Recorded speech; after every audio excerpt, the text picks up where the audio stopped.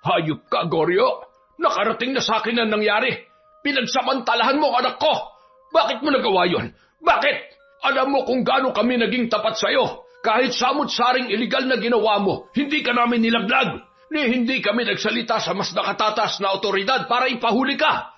Pero bakit ginawa mo yung sa anak ko? Mang Martin, hindi ko kasalanan yung nangyari. Siyang pumasok sa lungga namin. Nagulat nga kami dahil bigla kaming nakakita ng babaeng naglalakad. Akala nga namin minumulto na kami sa lumang pabrika na yun eh. Hindi namin akalain na anak mo pala yun. Kaya hindi mo na dapat isisi sa akin yan. Maglibing ka na lang ng mga bangkay kung ayaw mong ikaw ang ilibing ko. Pero bakit mo siya ginahasa? Bakit kailangan mo pang pagsamantalahan ang anak ko? Mang Martin naman, pakihinaan mo naman yung boses mo. Baka atakihin ka niyan. Sige ka, baka sa susunod, ikaw pa mailibing. Ay, alam mo, hindi ko nakasalanan kung ano nangyari sa kanya. Dahil una sa lahat, hindi kami ang unang sumugod. Siya ang sumugod at pumasok sa aming baluarte. Medyo nakainom at nakatira na rin kami ng mga sandaling yun. Hindi ko na napigilan ng tawag dan laman. Grabe, ang sarap pala nung anak mo. Nakatatlong rounds nga ako sa kanya eh. Balitaan mo na lang ako kung magbubunga yung ginawa ko ha. Pangako, aalagaan ko yung bata at palalakahin ko kung sakaling hindi niya tanggapin. Para kahit papano naman ay may maging tagapagmana ako ng negosyo ko. Hayop ka! Walang hiya ka talaga! Isinusumpa kita, Goryo! Isinusumpa kita! Taon 2006. Samar. Isang malamig na hapon. Ang langit ay makulimlim at tila nagbabadya ng nalalapit na pag-ulan. Ang ilan sa mga vendor sa labas ay naglantad na ng kanilang mga payong.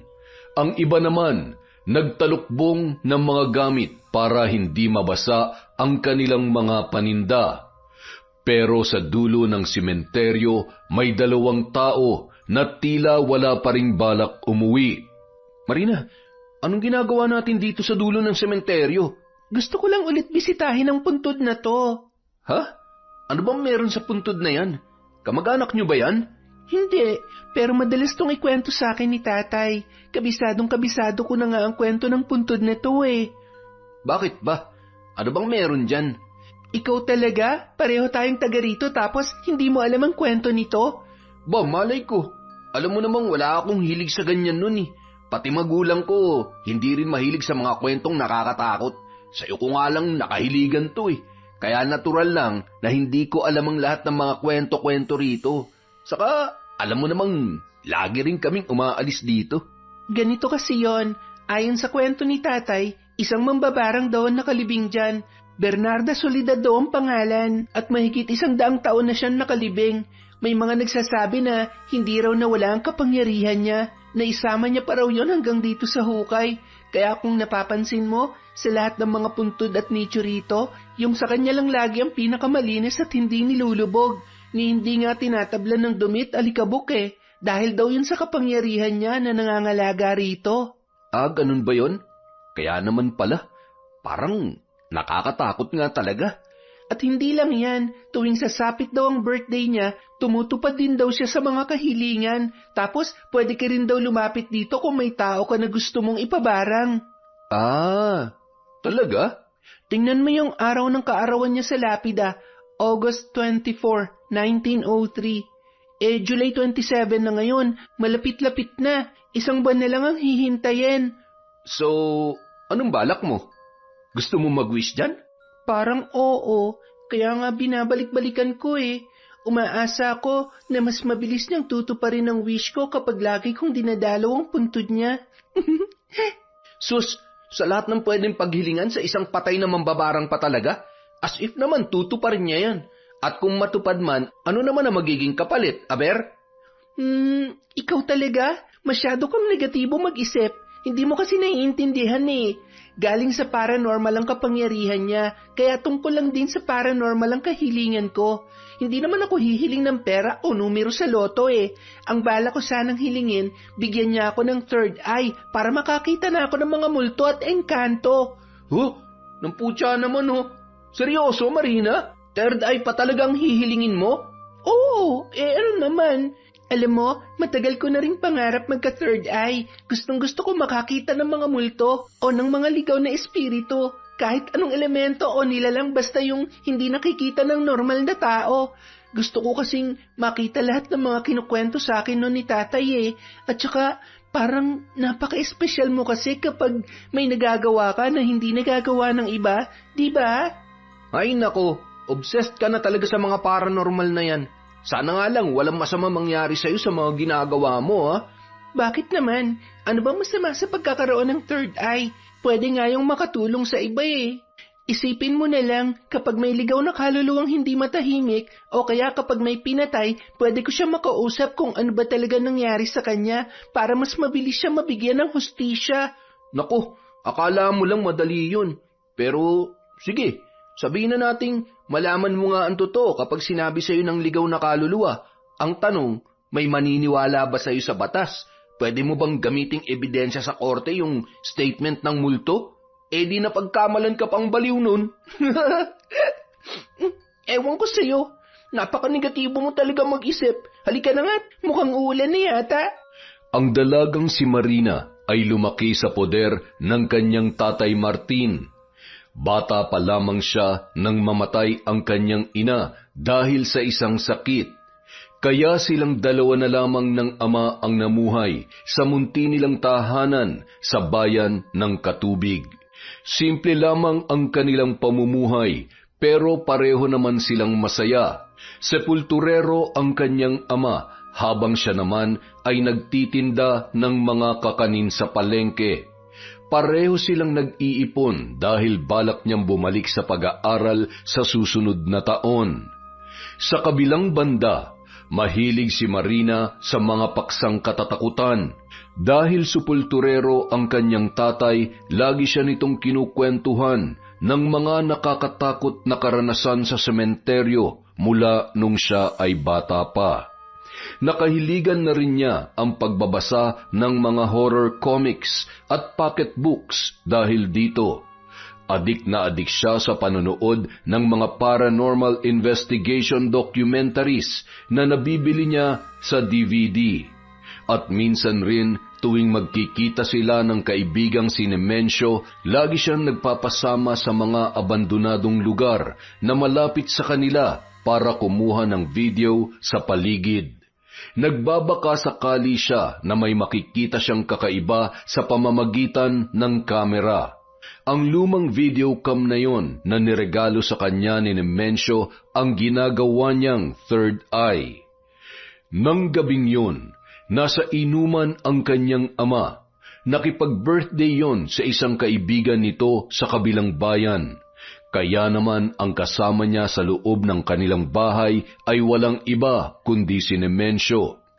Tuwing wala ang tatay niya sa gabi, ang kaibigan niyang yon ang pinapapunta nito sa kanila para siya ay samahan.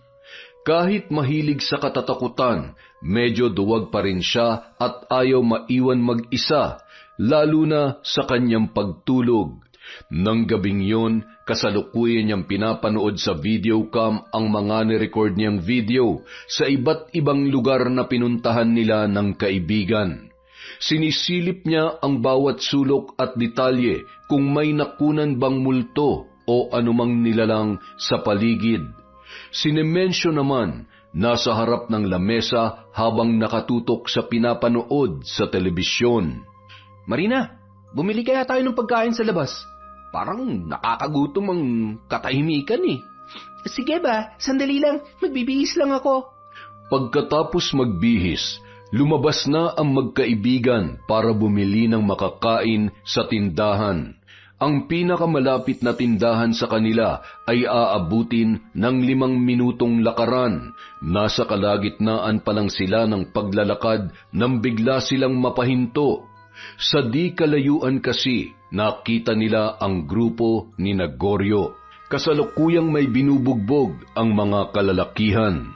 Dinig na dinig nila ang pagmamakaawa ng lalaki pero walang tumutulong dito. Marami ring bahay sa paligid pero walang nagbubukas ng ilaw o sumisilip man lamang sa bintana. Batid na kasi ng mga yon kung gaano kasama si Goryo, kaya tuwing maghahari-harian yon sa daan ay walang lumalapit, walang pumipigil at walang kumokontra. Agad namang naghanap ng mapagtataguan sina Marina at Nemensyo. Hindi nila maiwasang maawa habang pinapanood kung paano sumuka ng dugo ang lalaki dahil sa tindi ng bugbog na tinamunoon mula sa grupo. Kawawa naman yung lalaki. Wala ba tayong pwedeng gawin para matulungan siya? Sira ka ba? Anong gusto mong gawin natin? Lumapit tayo ron at pakiusapang itigil ang pag-aaway nila. Di pati tayo binugbog niya mga yan. Tsaka, hindi lang yan basta grupo lang. Sina Goryo yan. Halangang bituka ng mga yan. Kahit nga mga pulis kapanalig niyan eh. Alam ko, kaya lang nakakaawa naman kasi talaga yung lalaki. Baka naman may magagawa tayo kahit papano, para lang hindi siya matuluyan. Ano naman ang magagawa natin? Sige nga. Baka pwedeng batuhin mo sila o kaya lumika ka ng ingay. Tapos kapag nabaling na yung atensyon nila sa ibang bagay, pwede na makatakas yung lalaki. Lo, mas lalong delikado yun no. Saka paano pa makakatakbo yan? Tingnan mo nga, bugbog sarado na. Kahit mag-ingay pa tayo rito para sirain ang atensyon nila, malabo na rin makatakas pa yung lalaking yan. Wala na talagang pag-asa yan. Paano na yan? Siguro bumalik na lang tayo sa bahay. Hindi na ligtas dito. Halika na, bilisan mo. Grabe naman yung Goryo na yan. Salo talaga sila sa lugar na to. Kahit saan na lang, biglang sumusulpot. Teka, saan naman kaya sila maglulungga sa susunod niyan? Sa mga abandonadong lugar? Grabe talaga. Tigilan mo na nga yan. Multot engkanto lang yung hinahanap mo, pati yung barumbado, isasama mo na ngayon sa kalokohan mo. Tumayo ka na nga dyan. Halika na. Hindi nagtagal, umalis na ang dalawa sa kanilang pinagtataguan at kumaripas ng takbo para hindi makita ng naturang grupo. Sa lugar na yon, marami ang natatakot kay Goryo, pati na rin sa kanyang mga tauhan, dahil sila ang gumagawa ng lahat ng kaguluhan doon. Wala silang sinasanto at wala ring patawad. Kahit ang otoridad kaya nilang hawakan sa kanilang mga kamay. Ganoon katindi ang grupo ni Goryo. Iligal ang kanilang pinagkakakitaan. At dahil laging matagumpay ang kanilang operasyon, limpak-limpak na salapi ang kanilang kinikita. Kinabukasan, bumili si Marina sa tindahan ni Lola Tina. Isa yon sa pinakamatanda sa kanilang lugar. Nasa 80 anyos na yon. Sari-sari store lamang ang kanyang kabuhayan kasama ang asawang si Mang Lucio na isa namang albularyo. Lola Tina, pabili nga po ng toyo at suka. Mukhang magluluto ng adobo ang tatay mo hindi po. Ako po magluluto ng adobo para pag uwi niya mamaya, may makakain po siyang masarap. Nako, napakabait talagang bata nito. Nasa sementeryo siya ngayon, ano? Opo may bago po kasing ililibing. Yung kaibigan mong si Nemensyo, nasaan? Baka may lakad lang po. Wala naman kasi kaming bagong ganap ngayon Siya nga pala, Lola Tina, may itatanong sana ulit ako sa inyo tungkol dun sa puntod ni Bernarda Soledad. Ano naman ang itatanong mo tungkol doon? Natatandaan niyo pa po ba kung ano yung ritual na ginagawa kapag gusto mong humiling sa kanya? Nakalimutan ko na po kasi medyo nagkarambol-rambol na yung isip ko. Aba, sigurado ka bang gusto mong malaman? Hindi ka ba natatakot sa pwedeng mangyari? Wala naman po akong balak gawin Gusto ko lang po talaga malaman kasi alam niyo naman, mahilig ako sa nakakatakot, di ba? Ikaw talagang bata ka, oo. Ganito kasi yon. Ayon sa mga narinig ko noon, pagsapit ng kaarawan niya, kailangan mo raw magtirik ng 3 kandila sa harap ng kanyang puntod. Pagkatapos, isulat mo raw sa papel yung gusto mong hilingin sa kanya. Pagkatapos, sunugin mo raw gamit yung gitnang kandila. saka mo ilibing yung abo sa lupa. At kapag nagawa mo ng lahat ng yon, maghintay ka na lang daw ng ilang mga araw kung kailan yun matutupad. Depende sa kung gaano kahirap at kakomplikado yung hihilingin mo. Ganun po ba? Salamat po ha. Tanong ko na rin po, ano naman po magiging kapalit kapag humiling ka sa kanya? Diba, sabi nila, bawat hiling daw may kapalit? Ano naman po yon kung ganon? Ang dami mo naman tanong. Hindi ko na alam eh. Hindi na yun sakop ng alaala ko. Pwede ba nating itanong sa asawa ninyo? Kay Mang Lucio po, baka sakali pong alam niya. Ay nako, wala kang makukuhang sagot doon dahil hindi siya naniniwala doon. Ano po? Paano hindi naniniwala? Diba, albularyo po ang asawa ninyo? Bakit naman hindi siya naniniwala? Para sa kanya raw kasi, peke ang kwento tungkol sa puntod ni Bernarda Soledad. Hindi raw totoo yung tungkol sa ritual na yon. Dahil sinubukan na raw niyang gawin yon dati para magkaanak kami pero wala naman nangyari. Kaya mula noon, hindi na siya naniniwala sa milagrong dulot ng puntod ng mambabarang. Ganun po ba? Kaya pala, tingin niyo po, ano po kayang dahilan bakit hindi yun natupad? Sa totoo lang, hindi ko rin alam. Saka marami na rin akong narinig dyan mula sa ibang mga kakilala ko. Yung iba, hindi rin daw natupad ang kahilingan nila. Pero yung iba naman ay natupad naman daw.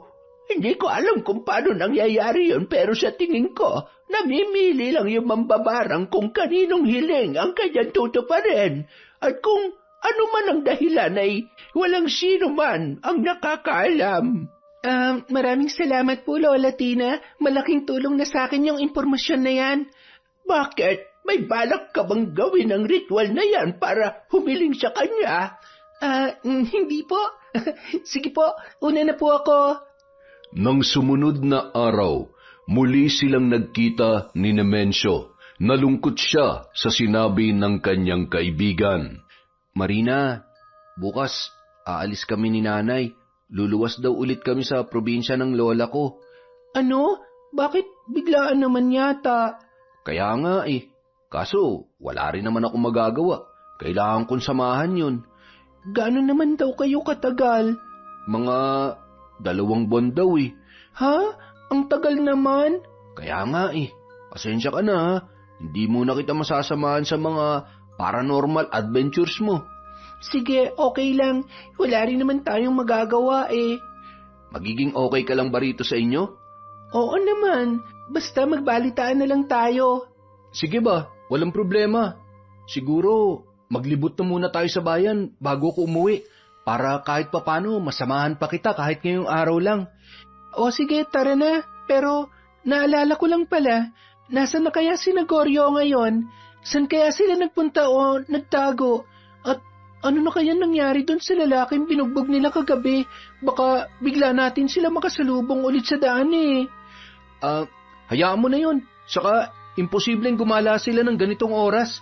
Sigurado nasa mga tagong lugar yun para gawin yung illegal nila negosyo. Kaya tara na habang wala pang araw. Isang gabi, muling nagsabi ang Tatay Martin ni Marina na pupunta raw yon sa bahay ng balikbayang kaibigan.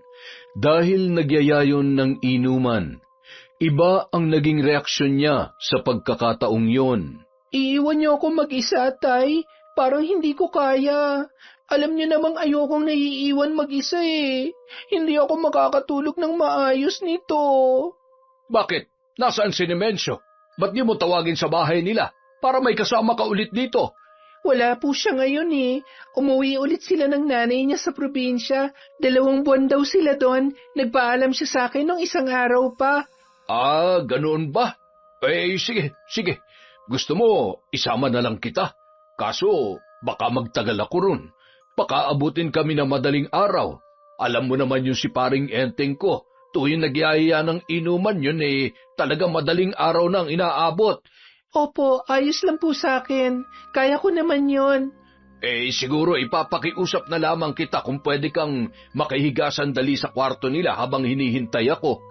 Opo, mas okay nga po yun eh. Sige po, sama na lang ako, Tay. Ayoko talaga maiwan dito eh. Bakit ba kasi ang hilig mo sa mga nakakatakot pero matatakuting ka naman? Siyempre, hindi naman lahat ng mahilig sa horror matapang din. O tapos gustong-gusto mo pa na magkaroon ng third eye para makakita ng multo. Alam mo anak, kapag may third eye ka, kahit may kasama ka pa, hindi ka titigilan ng mga multong yan. Huwag niyo na pong problemahin yung takot ko, Tay. Tara na lang po kasi at gusto ko na rin makalabas. Nagulat sa tuwa si Marina nang makarating na sila sa lugar kung saan makikipag-inuman ang kanyang ama. Habang sila'y naglalakad sa tahimik na daan, sunod-sunod na tumambad sa kanila ang mga abandonadong gusali sa paligid. Grabe, Tay. Ang dami palang abandonadong building dito, no? Pwede ko bang pasukin ang mga yan mamaya? Dala-dala ko tong videocam ko eh. Ha? Ano? Akala ko ba'y takot ka mag-isa? Bakit ngayon bigla mong papasukin yung mga ganyang bahay? Ang dilim-dilim mo. Gusto mo bang pagpiestahan ka ng mga multo dyan? Total nandito rin naman po kayo kaya hindi na ako matatakot. Sige na po, payagan nyo na ako. Wala pa rin naman akong ganang matulog o humiga ngayon eh. Masyado pa maaga. 7:00 pa lang naman, no? Ikaw ang bahala. Basta, mag-ingat ka lang, ha? Sige po, buti dito nakatira yung kaibigan yung balikbayan, no? Ayaw niya bang tumira sa ibang lugar? Nako, yan nga ang dahilan kaya siya umuwi rito eh. Ibebenta na nila yung lupa nila rito at balak na rin nilang lumipat. Kahit sila ayaw rito dahil marami ng abandonado. Masyado raw malungkot sa umaga at nakakatakot naman sa gabi dahil wala silang mga kapitbahay. Ayos, mukhang dito na talaga ako makakatagpo ng multo sa videocam ko. Hoy, nako, tara na nga't huwag ka masyadong magtuturo dyan at baka may engkanto ka maturo. Nang marating nila ang bahay ng kaibigang balikbayan ng ama, saktong may abandonadong gusali sa tabi noon. Isang dating pabrika raw yun na mahigit 10 taon ng abandonado, kaya naman doon na lang niya naisipang pumasok. Kahit madilim sa loob at mukhang malawak ang paligid, hindi na siya gaanong natakot pasukin dahil nasa tabi lang ang tatay niya at ang inuman ng mga yun. Kung may mangyari man, madali siyang makakatakbo at makakabalik sa mga yun. Nang magsimula ang inuman ng kanyang ama sa bahay ng kaibigan, nagsimula na rin siyang pumasok sa abandonadong pabrika. Nirecord niya sa videocam ang bawat madaanan. Kinunan niya ang bawat kalat sa buong paligid. Pati mga sirang bintana at silid ay kinunan din niya sa pagbabaka sakali na merong mahahagip ang kanyang kamera. Umasa si Marina na may makukunan siyang multo na pwede niyang ipagmayabang kay Nemensyo, pati na rin sa iba niyang mga kaibigan. Ngunit habang abala siya sa pagre-record sa buong paligid, may nahagip ang kanyang kamera sa bandang dulo. May naaninag siyang mga anino na tila gumagalaw. Kinabahan si Marina, pero itinutok pa rin niya ang kanyang kamera doon. Nakita niya kung paano lumapit ang mga anino. Dahil doon, nagsimula na siyang mapaatras at kung kailan nagbabalak na siyang tumakbo, ay doon tuluyang nakalapit ang mga anino at nasilayan niya ang anyo ng mga yon. Laking gulat niya sa kanyang nakita. Hindi siya makapaniwala. Nanlaki sa sindak ang kanyang mga mata. Hindi multo ang nasa kanyang harapan, kundi si Goryo at ang mga kaibigan nito. Hindi na niya napigilan ang sarili, napasigaw na si Marina, pero bago pa makarating sa labas ang kanyang tili, ay agad nang tinakpan ni Goryo ang kanyang bibig. Saka siya nito binihag sa mga bisig ng lalaki. Agad naman siyang pinagtulungang buhatin ng mga kasamahan noon. Dinala siya ng grupo sa pinakadulong bahagi ng gusali at mula roon nakita niya ang mga kagamitan at ipinagbabawal na gamot na daladala ng mga kalalakihan. Hindi siya makapaniwala na doon pa niya makakaengkwentrong muli ang pinaka-kinatatakutang grupo sa kanilang lugar. Doon sila nagtatago para gumamit ng droga dahil alam nila na maraming abandonadong gusali doon. At dahil sa ginawang pagpasok ni Marina, hindi niya akalain na mababaling sa kanya ang atensyon ng mga kalalakihan. Kaya naman tila naging pagkain siya sa mata ng mga yon. Nung gabing yun, nangyari ang hindi inaasahan. Nagahasa siya ni Goryo. 5 silang gumalaw sa kanyang katawan at pagkababae. Pinakahuli si Goryo na nakatatlong ulit pa sa kanya. Impit na sigaw lamang ang kumawala sa kanyang bibig dahil bago siya pinagsamantalahan ay binugbog muna siya ng mga ito upang siya ay manghina at hindi na makasigaw pa ng malakas. Sa ganoong sandaling yun, ang nagawa na lamang ni Marina ay umiyak ng umiyak. Sa isip niya, tinatawag niya ang kanyang ama, pero malabong marinig siya nito sa ganoong kalagayan. Hindi niya na napigilan ang masaklap na pangyayaring yon sa buo niyang katawan at pagkababae. Teka, nasaan na ba yung anak ko? Madaling araw na nang matagpuan si Marina ng kanyang ama at ng mga kainuman nito. Inumaga na silang natapos ng gabing yon at nang mapansin ni Martin na hindi pa bumabalik ang kanyang anak ay nag-alala na siya, kaya nagpatulong siya sa mga kaibigan para hanapin si Marina. Hindi nila akalain na dito pa siya matatagpuan ng mga yon. Gulat na gulat sila nang makita siya na hubot-hubad at punit-punit ang damit. Halatang hinalay at napasukan na base na rin sa mga bakas na tinamo ng kanyang pagkababae. Dinala siya ng mga yun sa ospital. Maswerte na nabuhay pa siya, subalit nag-iwan naman ng matinding trauma ang nangyari. Ilang linggo siyang hindi nakakausap. Nakatulala lamang at laging wala sa sarili. Nang makarecover na si Marina, doon pa lamang tila naging malinaw muli sa kanya ang lahat. Nung mga panahon ding yun, nasa bahay na lamang siya at doon pinagpapahinga at pinaiinom ng gamot ng kanyang ama. Hindi na siya nagtagal pa sa ospital kahit kailangan pa dahil wala silang sapat na pera. Ngunit mabuti na lamang, bumalik na sa dati ang isip niya, kaya nagawa na siyang kausapin ng kanyang ama. Anak, pwede mo bang ikwento sa akin kung anong nangyari sa iyo nung gabing yon? Tsaka kung sino ang gumawa sa iyo noon? Tay, pinagsamantalahan po ako. 5 po sila. Sino anak? Sino? Sinong gumawa sa iyo nito? Nasaan po yung videocam ko? Ang alam ko po, na-record ko po yon. Nakunan ko po ang mukha nila. Hindi na namin nakita, anak dahil nung matagpuan ka namin sa gusaling yon, masyadong madilim. Ikaw na lamang ang nakita namin. Kilala niyo po siya, Tay. Kilala po nating lahat dito. Ano? Maaari mo bang sabihin kung sino yon, anak? Natatakot po ako. Ayoko pong lumaki palalo ang gulo, lalo't nakakatakot din po sila. Anak, huwag ka matakot. Nandito ako, kasama mo ko. Hindi kita pababayaan. Kaya sige na, magsabi ka na. Sabihin mo na kung sinong gumawa sa inong kalapastanganang ito. Tay, si Goryo po. Si Goryo po ang gumawa nito sa akin, Tay. Siya po at ang mga kagrupo niya. Ano? Sina Goryo? Matapos yun, natahimik na lamang ang mag-ama. Napayakap na lang sila sa isa't isa habang parehong humahagulhol. Hindi matanggap ni Mang Martin na ang taong nakagalaw sa kanya ay ang lalaking labis na kinatatakutan sa kanilang lugar.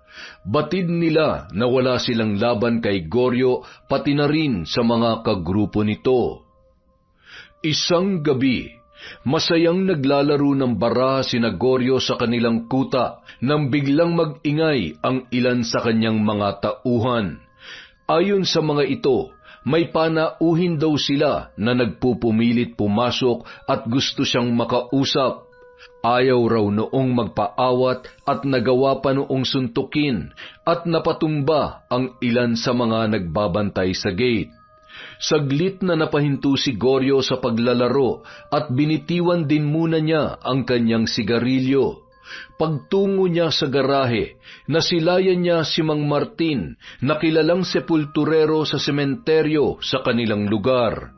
"Mang Martin, butit napadalaw kayo. Wala ba kayong bagong bangkay na ililibing ngayon sa sementeryo?" Hayop ka, Goryo! Nakarating na sa akin ang nangyari. Pinagsamantalahan mo ang anak ko! Bakit mo nagawa yun? Bakit? Alam mo kung gaano kami naging tapat sa'yo. Kahit samot-saring iligal na ginawa mo, hindi ka namin nilaglag. Hindi kami nagsalita sa mas nakatatas na otoridad para ipahuli ka. Pero bakit ginawa mo yung sa anak ko? Mang Martin, hindi ko kasalanan yung nangyari. Siyang pumasok sa lungga namin. Nagulat nga kami dahil bigla kaming nakakita ng babaeng naglalakad. Akala nga namin minumulto na kami sa lumang pabrika na yun eh. Hindi namin akalain na anak mo pala yun. Kaya hindi mo na dapat isisi sa akin yan. Maglibing ka na lang ng mga bangkay kung ayaw mong ikaw ang ilibing ko. Pero bakit mo siya ginahasa? Bakit kailangan mo pang pagsamantalahan ang anak ko? Mang Martin naman, pakihinaan mo naman yung boses mo. Baka atakihin ka niyan. Sige ka, baka sa susunod ikaw pa mailibing. Ay, alam mo, hindi ko nakasalanan kung ano nangyari sa kanya dahil una sa lahat, hindi kami ang unang sumugod. Siya ang sumugod at pumasok sa aming balwarte. Medyo nakainom at nakatira na rin kami ng mga sandaling yun.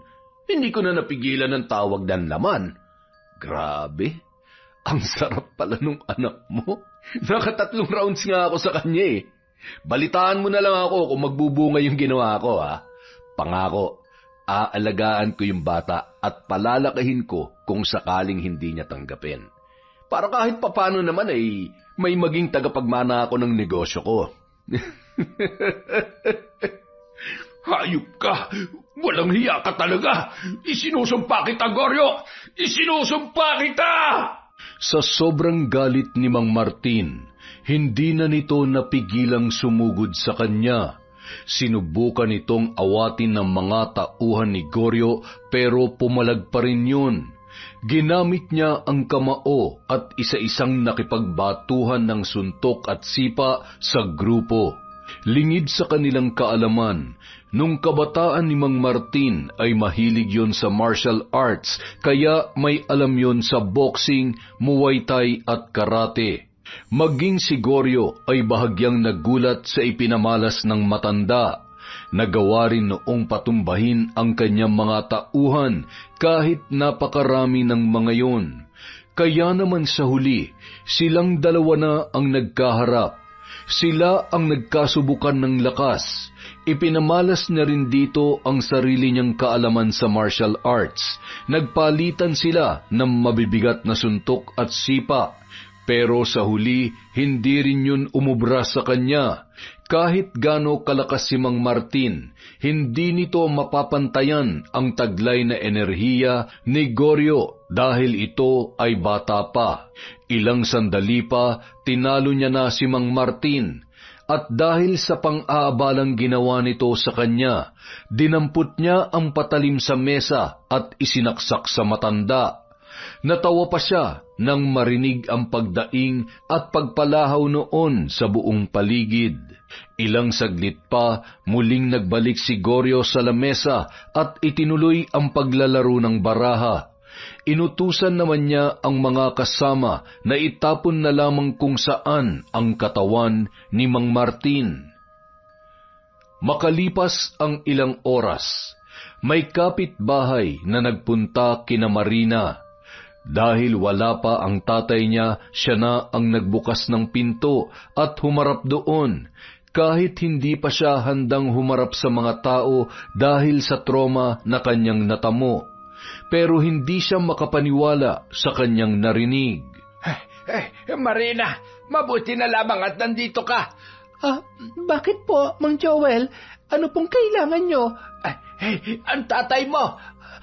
Ano pong nangyari kay tatay? Si Tatay Martin mo nasa ospital.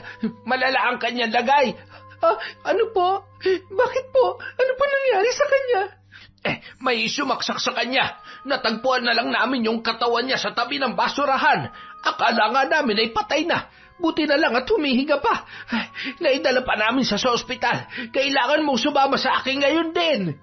Hindi makapaniwala si Marina sa kanyang narinig. Kahit hindi pa siya handang lumabas, parang umurong ang kanyang takot at trauma. Nangibabaw sa kanya ang labis na kaba at pag-alala para sa kanyang ama. Dalangin niya na sana ay walang masamang mangyari doon. Hindi siya nagdalawang isip na sumama kay Mang Joel na isa sa pinagkakatiwalaan nilang kapitbahay.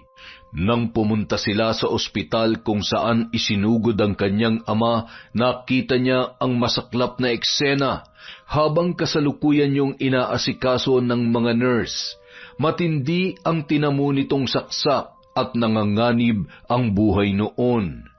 Kaya naman wala siyang ibang ginawa sa isang tabi kundi ang manalangin habang tahimik na humahagulhol. Isang araw ang lumipas bago nagkamalay ang kanyang ama. Kahit hirap pa itong magsalita, pilit niya yung kinausap habang umiiyak sa harapan noon. Tay, sino po ang gumawa sa inyo nito? Anak, si Goryo. Siya may gawa nito sa akin. Siya na naman. Bakit niya po yan ginawa sa inyo? Nakipagkita ba kayo sa kanya? Sinugod niyo ba siya sa lungga nila? Pasensya ka na, anak. Hindi ko lang kasi napigilan ang sarili ko na sugurin siya. Hindi ko matanggap yung ginawa niya sa iyo. Kaya sinubukan ko lang na ipaghiganti ka. Hindi ko akalaing mangyayari sa akin to. Patawad, anak, kung napag-alala kita. Alam kong hindi ka patuluyang magaling ngayon, kaya pasensya ka na talaga, anak ko. Bakit niyo po ginawa yun? Alam niyo naman po kung gaano siya kadelikado, di ba? Hindi niyo na dapat sinugal ang buhay niyo, Tay. Paano kung kayo naman na natuluyan? Paano kung wala na kayo? Pasensya na, anak. Pasensya ka na talaga. Hindi na mauulit. Pangako. Napaiyak na lamang si Marina nung mga sandaling yun. Saka yumakap ng mahigpit sa kanyang ama. Hindi niya akalain na sa isang iglap lang ay magiging ganun ang buhay nila nang dahil lamang kay Goryo. Dati, naririnig lang nila sa labas ang pangalan nito, pati ang masasaklap na sinasapit ng mga nagiging biktima noon. Pero nung pagkakataong yun, hindi niya inakalang pati sila ng kanyang ama ay magiging biktima rin ng kahayupan ng lalaki. Dahil doon, hindi na rin nakapasok sa trabaho si Mang Martin. Paano na kaya ang panggastos natin nito? Saan pa tayo kukuha ng panghulog sa lupa? Pati ng pambayad sa kuryente at tubig. Huwag po kayong mag-alala, Tay. Ako na po muna magtatrabaho. Susubukan ko po mag-apply sa bayan pati sa ibang lugar na malapit dito. Ihinto ko rin muna ang pagtitinda sa palengke dahil bukod sa wala na akong puhunan, hindi na rin gaanong mabenta. Kailangan ko na magpalit ng hanap buhay. Pasensya ka na, anak. Dahil sa ginawa ko, ikaw pa ngayon na nagdurusa. Imbis na nagpapahinga ka rin dahil sa trauma mo, napipilitang katuloy na lumabas para lamang magawa ang lahat ng ito. Patawarin mo sana ako. Huwag niyo na pong isipin yon, Tay. Anak niyo po ako. Responsibilidad ko din po ito. Hayaan niyong ako naman ang makatulong sa inyo ngayon. Maraming salamat, anak. Ngunit ang totoo, Bukod sa paghahanap ng bagong trabaho, may iba ring pinaplano si Marina sa kanyang isip na ayaw niya lang munang sabihin sa kanyang ama. Makalipas ang ilang linggo, nakapasok na sa isang grocery store si Marina bilang inventory assistant. Siya na muna ang sumagot sa lahat ng bayarin nila sa bahay, pati sa gamot na iniinom ng ama. Tuwing uuwi siya, bumibili na rin siya ng ulam sa labas para hindi na nila kailangan magluto. Tay, mano po? Oh, anak, mukhang ginabi ka yata ah. Opo may nawala po kasing gamit kaya naghanap pa kami at nagbilang. Nga pala, ihahanda ko lang itong ulam na binili ko para makakain na tayo. Kumusta naman sa trabaho? Hindi ka ba nahihirapan? Hindi naman po. Bukod sa malapit lang madali lang din yung trabaho. Tsaka magandang practice din po ito para mapabilis ang paggaling ko. Pakiramdam ko kasi patuloy akong babalutin ng takot at trauma kung mananatili lang ako dito Kaya nakakatulong din kahit papano tong paglabas-labas ko at pagpasok sa trabaho. Kaya wag niyo na po yan alalahanin. Magiging okay din po ako. Mabuti naman kung ganun. Yun lang naman ang gusto ko, yung hindi ka mahirapan. Nakahanda na mga ulam, Tay. Halina po kayo, kumain na po tayo. Pagkalipas ng ilan pang linggo, sumapit na ang araw na hinihintay ni Marina. Yun ang kaarawan ng mambabarang na si Bernarda Soledad. Kaya naman nung hapong yun, habang payapa ang langit at tahimik lang ang paligid, nagtungo siya sa sementeryo at muling nilapitan ang puntod ng naturang mambabarang. May dala siyang papel at nakasulat na roon ang kanyang hiling. Nais niyang mapatawan ng parusang barang si Goryo para maipaghiganti ang kanyang ama, pati na rin ang ginawa nito sa kanya. Isinaad din niya sa sulat na gusto niyang maging malagim at brutal ang parusang dadanasin ng lalaki. At gaya nga ng mga sinabi sa kanya noon ni Lola Tina, isinagawa niya na ang espesyal na ritual para humiling sa puntod na yon. Nagtirik siya ng 3 kandila, sinunog ang papel, saka ibinaon sa lupa ang abunuon. Ayaw niya sanang gawin yon, pero naalala niya na wala rin palang silbi ang mga pulis sa kanilang lugar. Karamihan kasi sa mga yon ay hawak din ni Goryo, kaya hindi niya na naisip na pumunta pa sa istasyon ng pulis para magsumbong. Siya na lang ang gumawa ng paraan kung paano mabibigyan ng parusa ang taong naghahari-harian sa kanilang lugar. Makalipas ang ilang araw, matapos niyang isagawa ang ritual sa puntod, bigla siyang dinalaw ng isang kakaibang panaginip. Natagpuan daw niya ang sarili sa isang silid na madilim at puno ng mga kandila.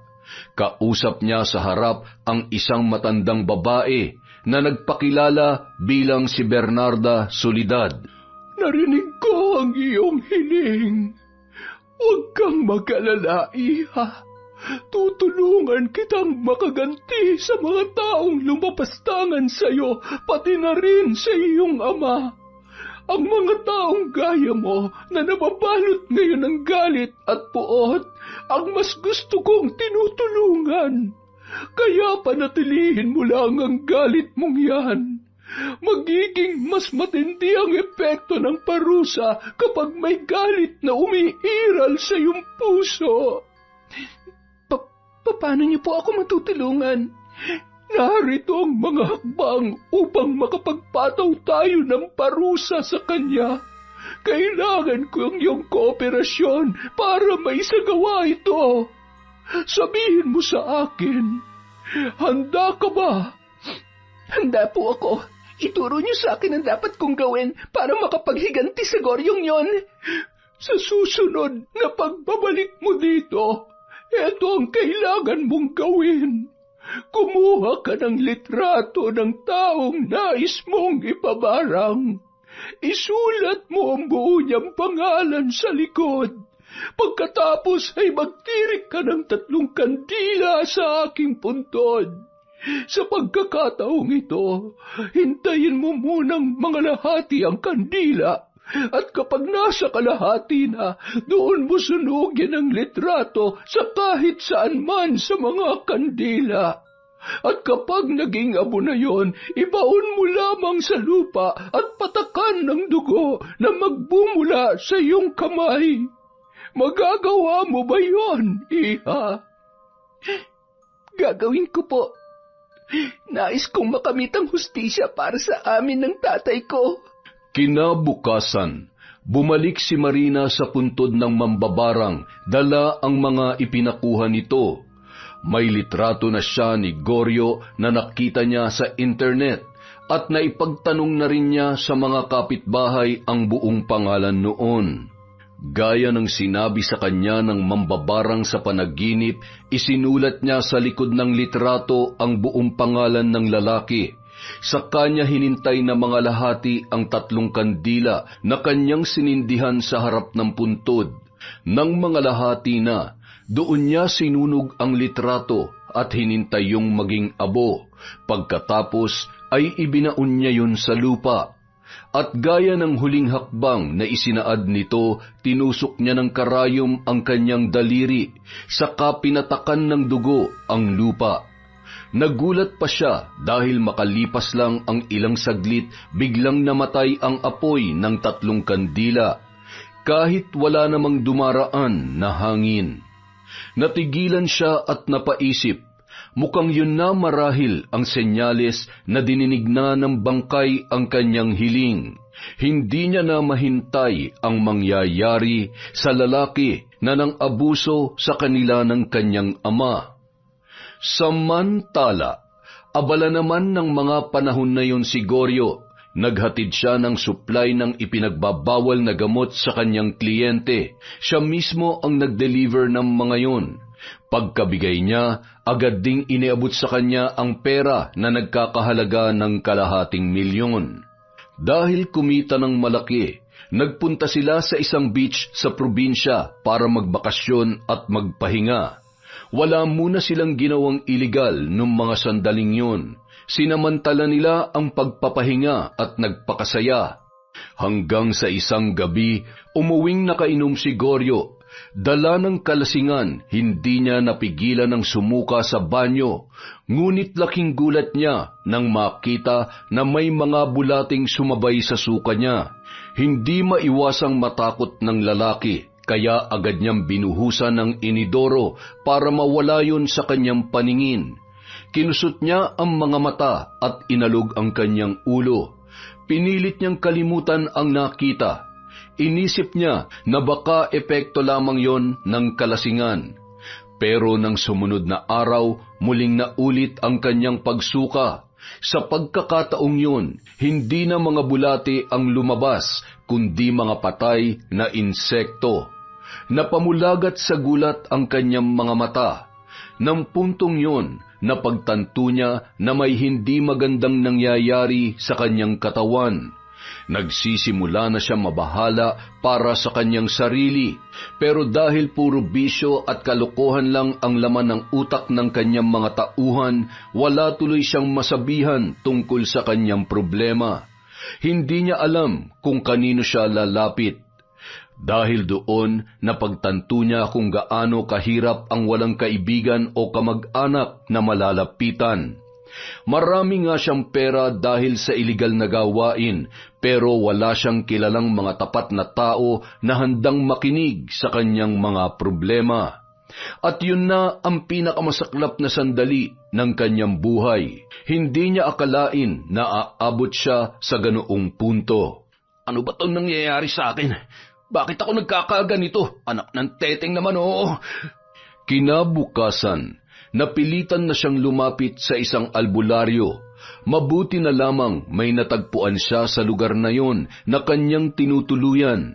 Ngunit matapos ang ilang oras na ritual na ginawa ng matandang albularyo, kumulo ang dugo niya sa kanyang narinig mula doon. Ay, paumanhin, ngunit tila hindi kita mapapagaling. Masyadong makapangyarihan ang barang na kumapit sa iyo. Hindi na ito sakop ng aking kakayahan. Anong ibig mong sabihin? Hindi mo ako matutulungan? Kung gusto mo, pwede kang lumapit sa iba pang manggagamot. Baka alam nila ang tamang lunas para sa'yo. Matapos mo akong paghintayin ng 2 oras sa mga ritual na pinaggagawa mo sa katawan ko, ganyan lang ang sasabihin mo sa akin? Pasensya ka na, pero yun ang nakita ko sa aking pangitain. Hindi pangkaraniwang mambabarang ang gumawa nito sa'yo. Isa siyang uri ng nilalang na hindi na nabubuhay pa. Mas malakas ang epekto ng isang barang kapag ang gumawa nito ay wala na sa mundo. Nagpapatawa ka ba? Paano ako babarangin ng patay na? Yun ang totoo. May mga ganoon talagang kaso.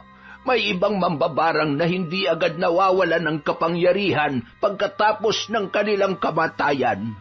Madalas nananatili pa ng ilang siglo sa kanilang libingan ng kapangyarihan nila bago yun unti-unting manghina at mawalan ng bisa. Kung wala kang mahanap na manggagamot na kayang kontrahin ang ganyang klase ng sumpa, pwede kang maghintay ng ilang siglo para gumaling. Niloloko mo ba ako? Nasa panahon pa ba tayo ni na Eva at Adan para umabot ng ilang siglong edad natin? Sa tingin mo, sino pa ngayon ang kayang umabot ng 100 ng edad? Sinasabi ko lamang sa iyo kung ano ang totoo, dahil ayokong umasa ka. Hindi ko naman sinasabing wala ka ng pag-asa. Sadyang wala lang talaga sa akin ngayon ang tamang lunas para mapagaling ka. Kung ganun, sinasayang mo lang ang oras ko. At ang ayaw ko sa lahat, yung inaaksay ang panahon na meron ako. Kaya pasensyahan na lang tayo matanda. Pero kung hindi mo ako matutulungan, huwag ka nang umasa na may matutulungan ka pang iba. Wala ka ng silbi. Dapat ka nang mamahinga ng ilang siglo gaya ng pinagsasabi mo. Biglang dumukot ng baril si Goryo sa kanyang bulsa at bago pa makapagsalita ang gulat na albularyo, binaril niya na kaagad yun sa ulo. Bumagsak yun na dilat ang mga mata pero hindi na humihinga. Umalis siya ng bahay noon na parang walang nangyari. Kumukulo ang dugo niya sa galit pag-uwi. Hindi niya matanggap ang mga tinuran nito. At dahil hindi niya alam kung saan pahahanap ng manggagamot na nakakaalam kung paano lulunasan ang kanyang barang, nagwala na lamang siya sa loob ng kanyang bahay. Pinagbabalibag niya lahat ng mga gamit saka nagsisigaw. At sa ginawa niyang pagwawala, bigla siyang sumuka at bumagsak sa sahig. Sa pagsuka niyang yun, may lumabas na mga patay na butiki, palaka at bulate. Kahit matapang siyang tao, hindi niya maiwasang kilabutan sa nangyari. Habang tumatagal, patindi ng patindi ang mga kakaibang karamdaman na lumalabas sa katawan ni Goryo. Nagsimula na siyang tubuan ng malalaking sugat na tuwing gabi ay nilalabasan ng mga insekto. Nagsimula na rin siyang malagasan ng ngipin at ang bawat bahagi ng gilagid niya ay pinamahayan na ng uod. Nang hina na siya, naging butot balat na lamang at nakalbo na ang ulo. Bukod doon, naglalabas din na napakabahong amoy ang kanyang katawan. Sa sobrang baho, wala nang nakakatagal sa kanya. Kahit ang mismong mga tauhan niya ay iniiwasan na rin siya. Ang mas masaklap pa, harap-harapan na siyang pinagnakawan ng mga yon. Sinamantala nila ang sitwasyon. Kitang-kita niya kung paano kalkalin ng mga ito ang kanyang gamit at kinuha ang lahat ng kanyang pera at alahas. Matinding galit ang naramdaman ni Goryo. Nais man niyang gumanti ay wala siyang magawa dahil hindi na rin siya makabangon. Napaluha na lamang siya nang lumabas ng kwarto ang mga ito nang hindi siya pinapansin. At nung araw na yon, wala nang nakakalapit pa kay Goryo, maliban na lang sa mga ligaw na insekto sa paligid na tila naaakit sa kanyang amoy. Ang mga yon ang lumalapit sa kanya at pinagpipiestahan ang kanyang mga sugat. Pati ilong at bibig niya ay malaya ring pinapasok ng mga yon at ginawa ng bahay. Makalipas ang 1 buwan, nagulat sina Marina at Martin sa balita na kanilang nasagap mula sa labas. Pumanaw na raw si Goryo. Natagpuan daw yon sa kwarto nito sa isang malayong lugar na huli niyang tinuluyan. Ang nagbalita sa kanila ay walang iba kundi si Lola Tina. Bakit, Lola Tina? Anong nangyari kay Goryo? Paano siya namatay? Nako, hindi raw normal ang pagkamatay niya. Ay, Diyos ko, nangayayat daw ng husto. Lumitaw na raw ang mga buto, tapos nakalbo rin daw at nabungi. At ang pinakamalala pa, nung mamatay siya ay natunaw raw yung kalahati ng kanyang katawan. At yung kalahati naman, lumipis daw ng sobra at dumikit na roon sa kama. Ang tanging buo na lamang daw sa kanya ay yung ulo niya, pero nadikit na rin daw sa unan at hindi na matanggal. Kaya ayon, sinunog na lamang yung buong kama. Tapos giniba na rin nila yung buong bahay dahil kahit anong gawin daw nilang paglilinis, hindi raw mawala-wala yung amoy na iniwan ng kanyang katawan. Grabe, nakakarindi talaga tuwing maiisip ko yon. May litrato po ba ng bangkay niya? Hindi ko lang sigurado, Iha. Pero sa tingin ko, mukhang wala nang nakapaglitrato pa. Natakot nga ang lahat nung makita siya eh. Kaya agad ding sinunog yung kama na kinahihigaan niya. Mabuti na rin siguro yon. Ang mahalaga, wala nang salot na babalik dito sa lugar natin. Hindi pa tayo nakasisiguro, Tay. Baka nakakalimutan nyo, may mga tauhan pa po siya. Eh, siya nga pala. Balita ko ay tinrider daw siya ng mga tauhan niya. Nagsialisan na raw ang mga yon at ninakawan pa siya. Eh, wala naman hong problema ron. Kahit magbalik pa rito yung mga tauhan niya, madali naman silang patumpahin lahat. Saka, hindi na sila makakapaghari-harian dito dahil wala na silang matapang na pinuno. Si Goryo lang naman ang dahilan kaya malakas ang loob ng mga yun eh. Nung ang nakalabang ko sila madali ko lamang silang napabagsak. Mabuti na lamang at dumating na ang karma ng hayop na yon. Bagay nga sa kanya nangyari, walang hiya siya. Ang importante, tapos na po ang problema natin. Nakamit na natin ang hustisya. Nang sumunod na linggo, nakabalik na rin si Mang Martin sa trabaho. May bagong ililibing na bangkay sa sementeryo, kaya muli na naman siyang naging abala. Bago umuwi ng hapong yun, aksidenteng napuntahan niya ang puntod ni Bernarda Soledad sa bandang dulo. Nagulat siya sa nakita. Bagamat malinis ang puntod at walang bahid ng dumi, may mga insektong gumagapang doon. Naglalakihang alupihan, gagamba at iba pang uri ng nakakatakot na insekto ang kanyang nakita na umaali-aligid palibot doon.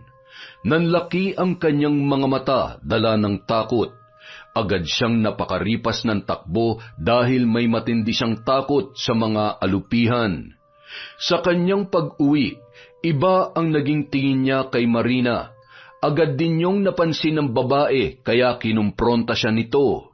Tay, bakit parang may iba yata sa inyo ngayon? Meron po bang problema? Magtapat ka nga sa akin, anak. Ikaw bang may gawa noon kay Goryo? Ha? Ano pong ibig niyong sabihin? Nagsagawa ka ba ng ritual? Lumapit ka ba sa puntod ni Bernardang mambabarang para patawan ng parusa si Goryo? Paano niyo po nasabi yan, Tay? Nakita ko yung puntod niya kanina. Ginagapangan ng malalaking insekto. Isa lang ang ibig sabihin noon. May panibagong hiling siyang tinupad. Nagamit niyang muli ang kanyang kapangyarihan. Ang paglabas ng mga insekto sa kanyang puntod ang palatandaan naming lahat na merong muling lumapit sa kanya para humiling. Magtapat ka nga sa akin, anak. Ikaw ba ang taong yon? Ikaw ba ang lumapit sa kanya? Ginawa ko lamang naman po yun, Tay, para sa inyo. Para sa ating dalawa. Dahil gusto kong makaganti sa panggagahasa niya sa akin at pati na rin sa pambubugbog niya sa inyo. Pero anak, bakit mo ginawa yung ritual? Dapat pala hindi ko na lang sinabi sa iyo tungkol sa puntod na yon. Di ba nga paulit-ulit kitang sinabihan na may kapalit ang bawat hiling na natutupad doon? Paano kung mapahamak ka dahil sa ginawa mo? Tay, hindi ko naman pwedeng pabayaan na lang ang nangyari. Ano yun? Papayag na lang ba kayong hindi siya managot sa ginawa niya sa akin? pati na rin sa inyo. Pero may iba namang paraan, anak. Wala na pong paraan. Ano bang pwedeng gawin para maparusahan siya? Lumapit sa pulis? Di ba kayo na nga nagsabi na hawak din niya mga kapulisan dito sa atin? Kaya kanino pa tayo pwedeng lumapit? Kung ang batas mismo hindi na tayo kayang tulungan, sino pang pwedeng tumulong sa atin? Kaya sana huwag niyo na akong sisihin sa ginawa kong paglapit sa puntod ni Bernardang Mambabarang. Yun na lang ang paraan para mahinto ang kasamaan niya. Kung walang magbibigay ng parusang kamatayan sa kanya, hindi na mahihinto ang kademonyo ang ginagawa niya rito sa lugar natin, Tay. Baka nakakalimutan niyo, ang dami niya nang napatay noon. Mabuti nga't nagawa pa nating makaligtas Dahil kung hindi, baka isa na rin tayo sa mga nakalibing dyan sa sementeryo ngayon. Ikaw lang naman ang inaalala ko, anak. Ayoko lang na mapahamak ka dahil sa ginawa mo. Natatakot lang ako na baka kung anong kapalit ang hilingin ng Mambabarang na yon. Kampon yun ng kasamaan. Baka kung anong mangyari sa'yo. Huwag po kayong mag-alala. Walang mangyayari sa akin. Ang isipin nyo na lang, makakapagsimula na ulit tayo dahil wala namang gugulo rito. Maging masaya na lang po kayo dahil sa wakas, natuldukan na ang kasamaan ni Goryo. Wala na tayong dapat katakutan. Tapos na po ang lahat. Sa huli, natutunan na ring tanggapin ng kanyang ama ang nangyari. Hindi nagtagal, naging maligaya na silang muli sa kanilang buhay. Naging regular ng muli si Mang Martin sa trabaho sa sementeryo at nakapagtinda ng muli si Marina sa palengke. Si Nemensyo naman, nagbalik na rin kaya may nakakasama na siya tuwing nais niyang gumala sa mga abandonadong lugar. Sayang talaga. Nakahiling na ako kay Bernardang Mambabarang Hindi ko alam kung pwede pa bang humiling ulit dahil napatunayan kong totoo nga milagro niya. Sigurado kong madali niya may ibibigay ang wish ko na magka-third eye. Sus, ayang ka na naman sa third eye na yan. Hindi ka pa ba nadadalasan nangyari sa iyo nung nakaraan? Buti na lang at nakaligtas ka sa ginawa ng Goryo na yun. Visit talaga yung lalaking yun Kung hindi lang ako umalis, hindi sana mangyayari yun. May kasama ka sana na magtatanggol sa'yo. Nako, wag mo nga akong idaan sa ganyan. Saka kahit naman nandito ka, hindi rin naman natin siya mapipigilan Sige nga, kaya mo ba siyang tapatan para iligtas ako? Kung yung tatay ko nga na may kaalaman sa martial arts, natalo pa sa kanya, ikaw pa kaya na bata pa lang? Ano naman, marunong din naman akong lumaban Hindi mo lang kasi nakikita pa dahil mabait ako at walang mga kaaway. Wag mo na nga ipaalala yun. Ang importante, tapos na ang lahat. Kaya pwede na tayong bumalik sa mga dati nating buhay. Halika, doon naman tayo sa kabila. Magvi-video rin ako ron. Isang gabi, mahimbing nang natutulog si Marina nang bigla siyang dalawin ng isang panaginip. Sa panaginip na yon, nakita niyang naglilibot siya sa isang abandonadong lugar habang kinukunan ng video ang buong paligid. Hindi nagtagal, may mga aninong lumapit sa kanya. Sinubukan niya yung kunan ng video pero nagulat siya nang masilayan ang isang pamilyar na muka. Walang iba kundi si Goryo. Hindi niya napigilan ang ginawa ng mga ito sa kanya. Binuhat siya, hinubaran at dinala sa dulong bahagi ng silid. Saka isa-isa siyang pinagsamantalahan ng mga miyembro noon. Ang pinakahuli ay si Goryo na nakatatlong ulit sa kanya. Samantala, pawis na pawis si Marina nang magising at bumangon. Pagtingin niya sa paligid, madilim pa rin at bilog pa ang buwan. Ang tatay Martin niya ay mahimbing pa ring natutulog sa isang tabi. Halos kapusin siya ng hininga sa sobrang bigat ng kanyang pakiramdam. Kaya naman, napilitan siyang bumangon at uminom ng tubig. Akala ni Marina normal na panaginip lamang yon, na dulot ng masaklap na kanyang nakaraan. Kaya naman, sinubukan niya yung kalimutan. Inabala niya ang sarili sa pagtitinda at pagsisimba. Ngunit sa paglipas ng mga araw, nagpaulit-ulit lamang ang panaginip na yon. Ang eksena na pumasok siya sa abandonadong gusali hanggang sa matagpuan siya ni Goryo at pinagsamantalahan. Isa pang napansin niya, tuwing matatapos ang kahayupang ginagawa nito, Doon may nadadagdag na eksena na hindi nangyari sa totoong buhay. Bawat gabi, iba-iba ang karagdagang nagaganap sa kanyang panaginip. Una, naging zombie raw ang mga yon sa kanyang harapan at dinukot ang kanyang laman loob. Pangalawa, binuhat daw siya ng mga ito at inilabas, saka siya ipinako sa krus, habang dumarami ang mga tao sa paligid. Kabilang daw ang kanyang ama sa mga nanonood at umiiyak sa isang tabi dahil wala yung magawa. Pangatlo, isinilid daw siya nun sa sako pagkatapos pagsamantalahan. Sa kanya naramdaman na sumakay ang mga ito sa bangka at itinapon siya sa gitna ng dagat. Habang lumulubog siya, ramdam niya ang pagbigat ng katawan na parang sasabog. Tuwing magigising siya sa panaginip na yon, laging mabigat ang kanyang dibdib. Parang totoo ang mga nangyayari, hanggang sa umabot na sa punto na natagpuan niya ang sarili na sumisigaw kada siya ay magigising. Hanggang isang araw. Bakit anak? Ano nangyari sa'yo? Tay, nanaginip po ako. Si Goryo po. Ano? Si Goryo? Napanaginipan mo siya? Gabi-gabi po. Bumabalik sa panaginip ko yung ginawa niya. Basta lagi ko pong napapanaginipan yung panghahalay niya. Hindi ko na po kaya. Parang nagbabalik din po lahat ng sakit at takot na nararamdaman ko noon, Tay. Diyos ko, eto na nga bang sinasabi ko eh. Hindi kaya ito na talaga yung sinasabi nilang kapalit kapag humiling ka kay Bernarda Mambabarang? Ano pong ibig niyong sabihin? Naisip ko lang kasi, dahil tinulungan kanyang mapatawan ng parusa ang lalaking yon, baka ito na yung kapalit na gusto niya. Aangkinin niya ang dewa mo at paulit-ulit niyang ipapaalala sa iyo nangyari. Nais niyang ibalik yung takot at trauma mo gabi-gabi. Ganoon po ba? Paano gagawin natin? Kung tama ang hinala ko, mukhang hindi maganda to. Sisirain ka niya ng paunti-unti, anak. Sinabi ko naman sa iyo wala talagang maganda maidudulot ang paghiling sa mga alagad ng dilim katulad niya. Kita mo nangyari. Tinulungan ka nga niyang parusahan ang lalaking lumapastangan sa iyo, pero binabalik din niya sa iyo ang trauma na ginawa ng lalaking yon. Wala siyang kasing sama. Naalala ko rin po. Parang may sinabi siya sa akin na yung mga katulad ko lang daw na may galit sa puso ang gustong-gusto niyang pinagbibigyan. Kasi siguro hindi lahat ng humihiling sa kanya ay tinutupad niya. Pinipili niya lang yung may galit sa loob at yung masama ang hiling tulad ng ginawa ko. Kaya nga dapat hindi ka na sana lumapit sa kanya.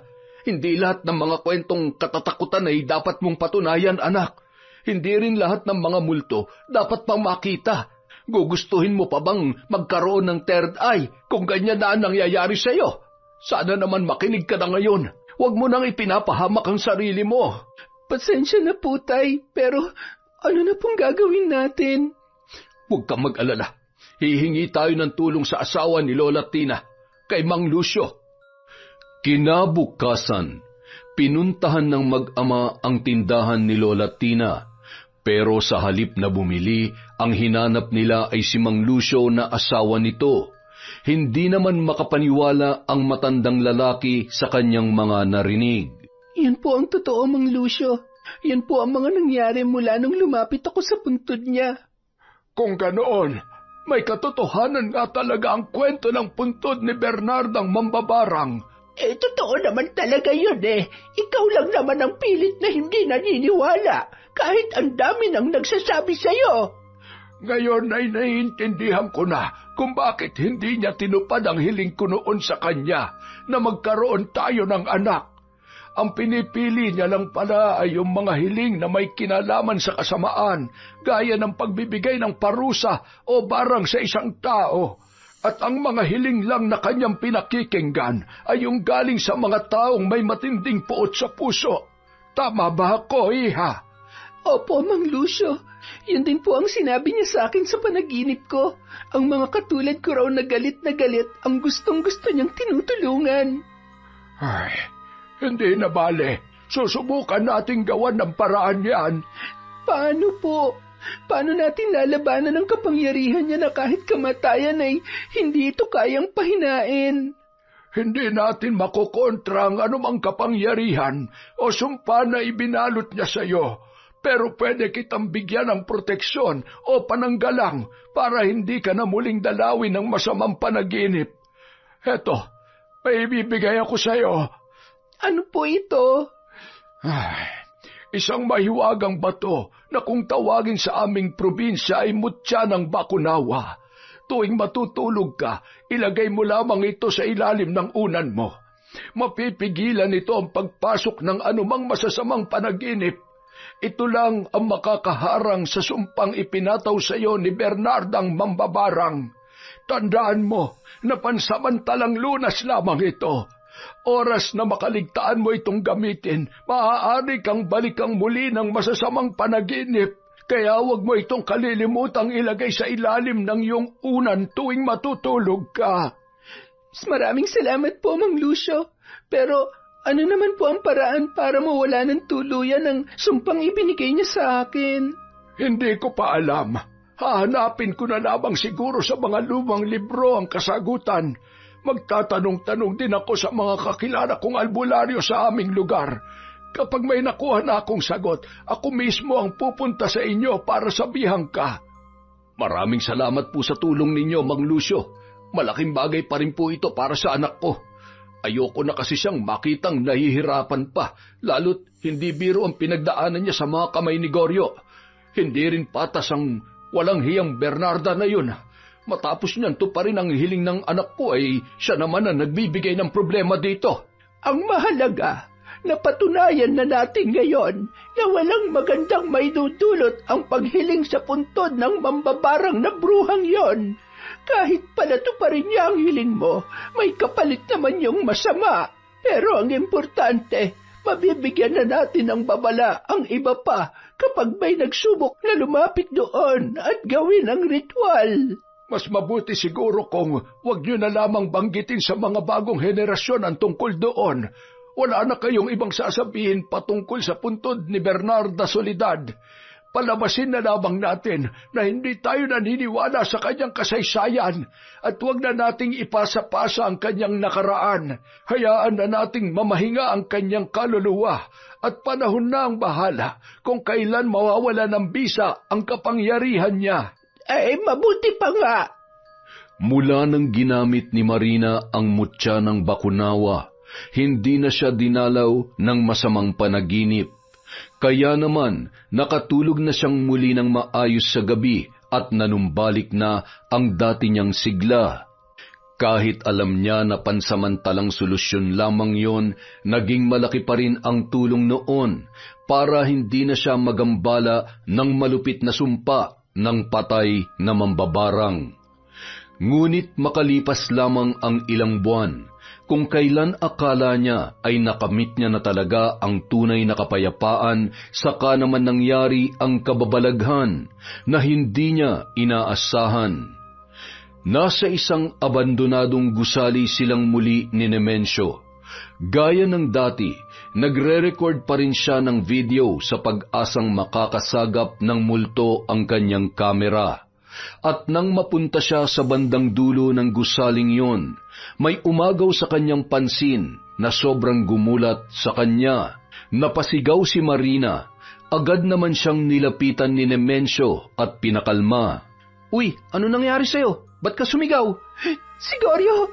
Si Goryo, nakita ko! Ano? Si Goryo? Nakita ko siya! Nandun siya!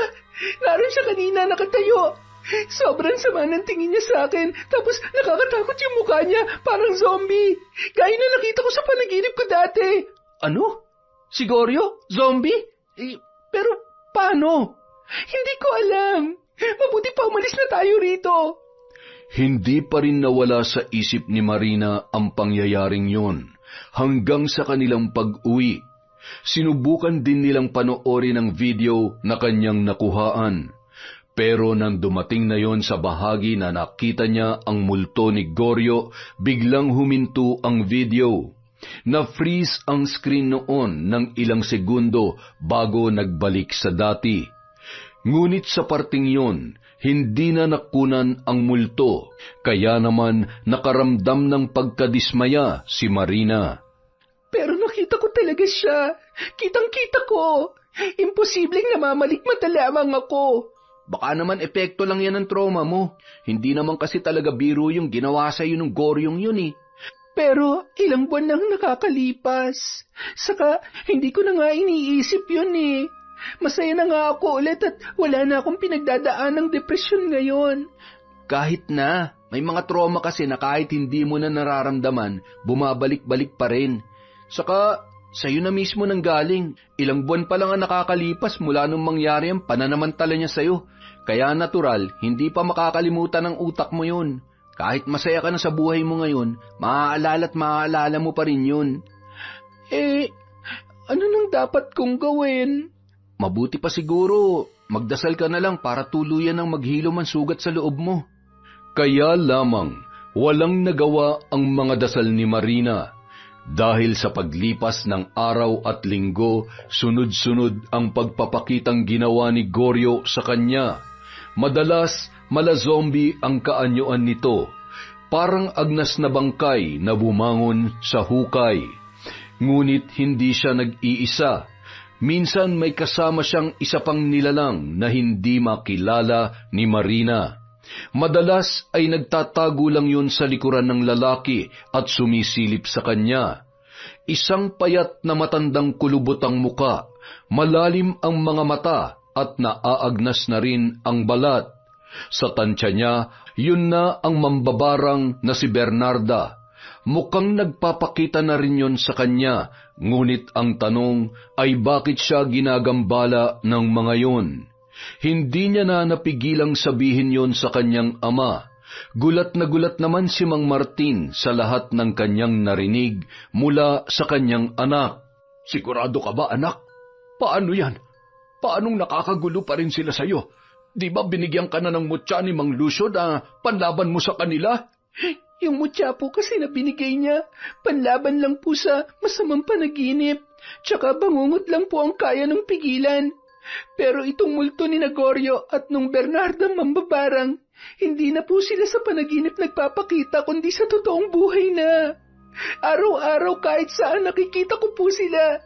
Kahit sa mga lugar na maraming tao, ayaw po nila akong tigilan. Halika na, pupunta tayo kina Mang Lucio ngayon din.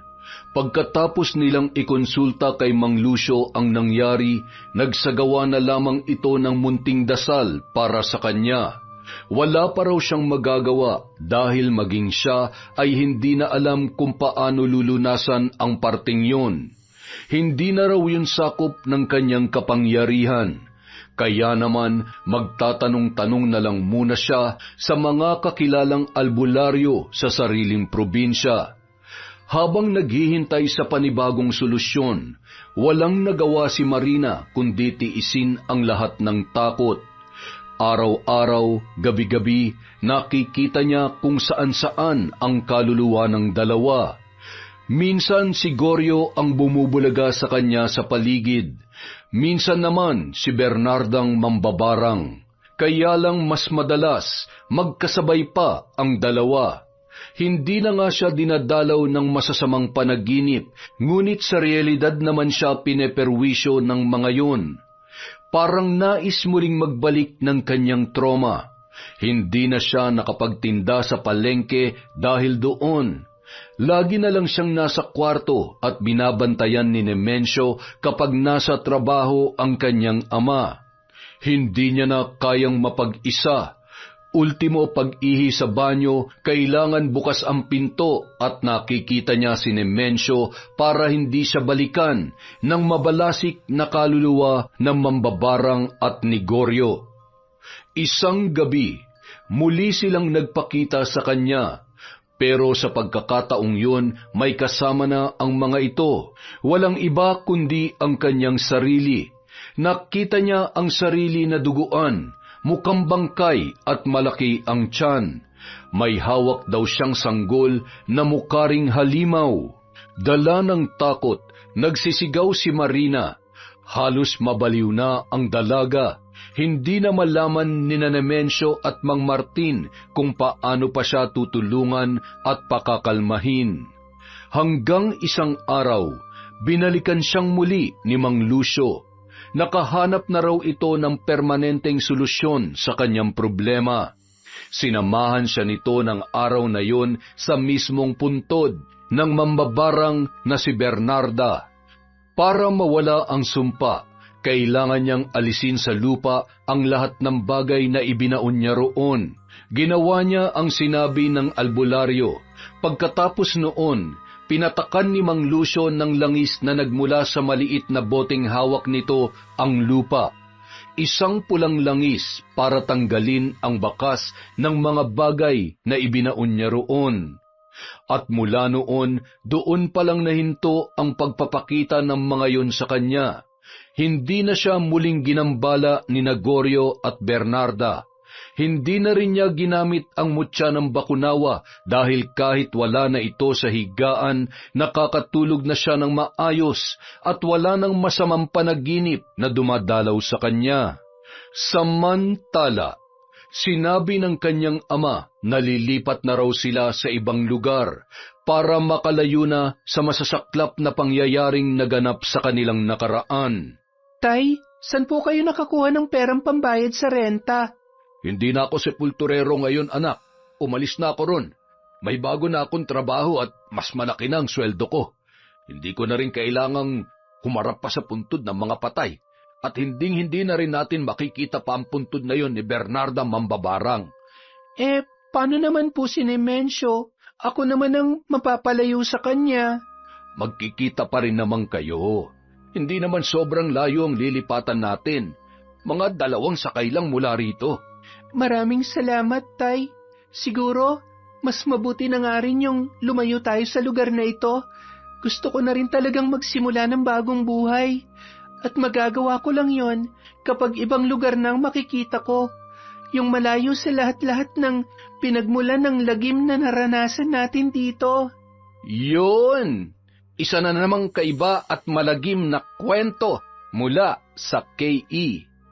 Dahil dyan, meron na naman po tayong shoutout. Hi po kay Hayashi Megan, kay Lily's Mom, kay Febe Ranyada, hello po kay Gay Somodio, kay Vivian Baterbonia, kay Josie Aniban, kay Ruby Rose, hello din po kay Len TV2, kay Belen Malbas, kay Jerlyn Arbado, kay Maridet Jorilla, kay Lady Dam, hello po kay Cliven Dubalan, kay Medelina, kay Loida from Hong Kong. Shout out po kay Rai sa Condes at Alarcon family from Rubilin, Condes. Hi po kay Janice Delphine Ramirez, kay Rosemary Casonete.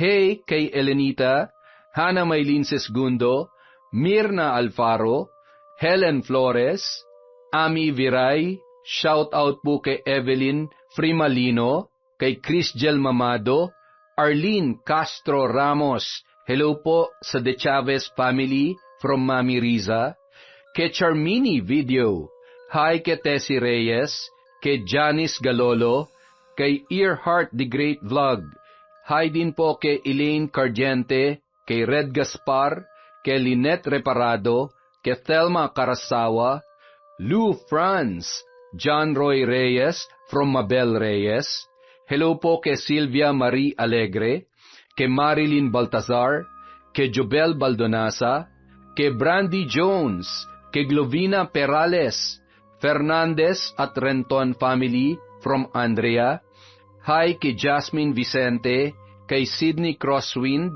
kay Marjorie Dequilla, kay Pureza Tagiwalo at kay June Mateo. Maraming salamat po sa walang sawang pagsuporta sa Kwentong Enteng.